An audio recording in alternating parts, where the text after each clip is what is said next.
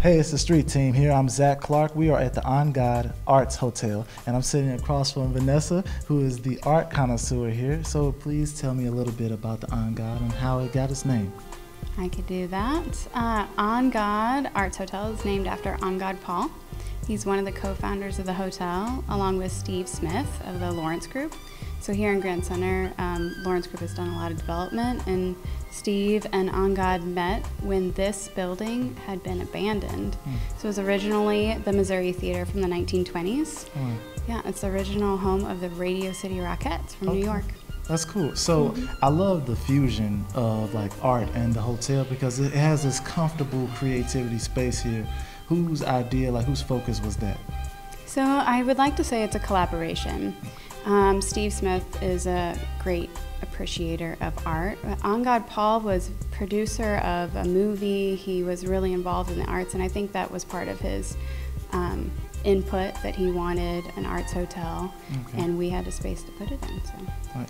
And each floor represents something different with colors. Why is stay colorful? Stay colorful. Yes, like, stay colorful, like my outfit here. Why is that so important here? Yes, so it was a very original idea. We're actually the first hotel in the world that you can book your room on the emotion of color. Oh, wow. So we have 4 main colors for the rooms, and red is passion, yellow is happiness, green rejuvenation, and blue is tranquility. Oh, I'm tranquil right now. You are tranquil, you're in blue. Nice, yeah. I am very passionate. Bringing the passion. You bringing a lot. You got all the colors I going. do have all of them. So one cool thing about this is my uniform, not the red jacket, but the shirt underneath, and it was done by Ribbon Ruel of the St. Louis Fashion Fund.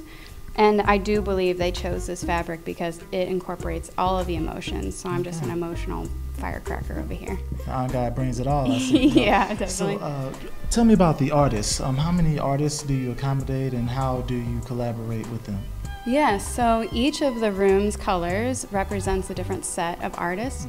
All the artists and the artwork was brought in by Art St. Louis, and when they chose artists based on the color template of the room. I gotta ask you, with the events that you have got coming up, what are you most excited about? Well, we have 2 main events for the summer that I personally have been involved with a new call for art in the hotel and through the restaurant. So all of the permanent artwork was done through Art St. Louis, as I said, and that is a rotating gallery in the first floor for every 3 months. But right now we are doing a call that for every 6 months to rotate new art, and that opening reception is Tuesday, June 11th. So I'm really excited to get that work out there and show some people and celebrate those St. Louis artists. All of the artwork comes from within 200 miles of the hotel. Oh, wow. Okay, so it's very embracing of the St. Louis culture and artists. Definitely. We're all about St. Louis artists, which is one of the most exciting parts. There's a lot of other art hotels that would celebrate contemporary or whatnot, but we are very local and we celebrate our local artists.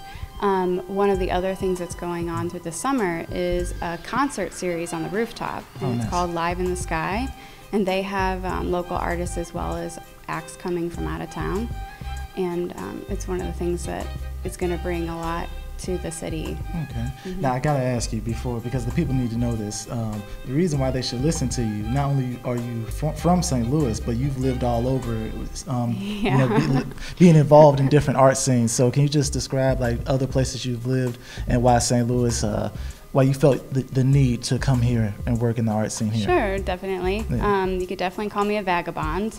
I've been in a lot of different arts communities. St. Louis is amazing because it has this definite underdog feeling, because St. Louis in itself has so much diversity and so much going on underneath the surface, and yet we don't have a representation outwardly, nationally, internationally, as well as a very strong arts committee or arts scene, I should say. And one of the things about this particular area in the Grand Center Arts District is that they have an art walk every first Friday. And so that gives St. Louis a chance to say, hey, we are an amazing conglomerate of artists and we have a lot to show.